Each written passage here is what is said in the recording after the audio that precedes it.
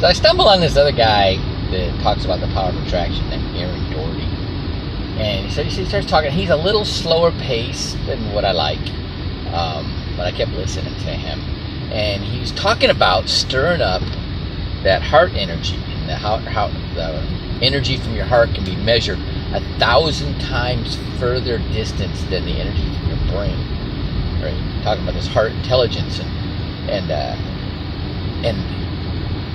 he's talking about thinking about those times that where you felt that power in your chest, right, in your heart.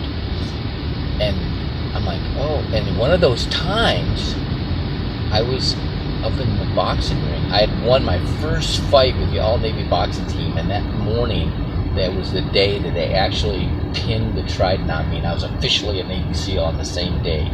And I won. I hit the guy so hard with the first punch I hit him with, he flew across the ring in a sitting position and bounced, right? And when they raised my hand after the fight was over, all these Navy SEALs jump up in the ring, carried me out of the ring on their shoulders like in the movies. And that heart energy was going, all right? And that enthusiasm and super excitement. And I'm thinking, wow, I just had two major dreams come true, goals come true the same day. Now what do I do? And the thought that went in my head was go to combat. I gave up my shot at the Olympic trials in 1988 with the Navy boxing team to go to the Persian Gulf during the Iran-Iraq War. Halfway through the deployment, they called it a ceasefire. At that point, the acronym SEAL stood for Supply, Equipment, and Labor. And my next platoon, I was in Panama 6 months before the Panama invasion. Then I was in the Panama invasion, and it happened again.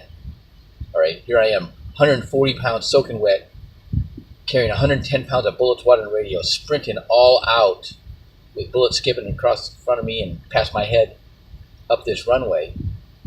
And then when it was all over, my adrenaline was still kicking, and I'm thinking, how did that happen? And I set some goals, to go to sniper school, to have my first son, right? And then some rules, some hard rules, don't engage the enemy unless I have the element of surprise, superior firepower, and cover concealment.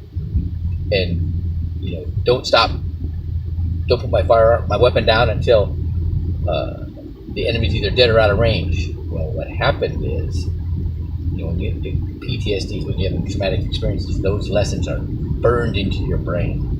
And that's how I deal with everything. Any conflict. If I don't think I'm going to win, I do not engage.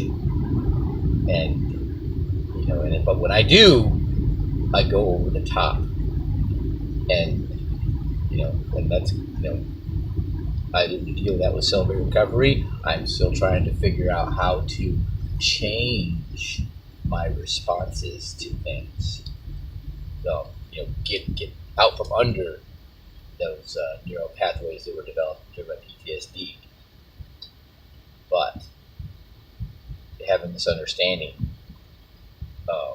helps. And next time I feel that energy rising in my heart with excitement, I'm going to set some new goals and develop some new patterns.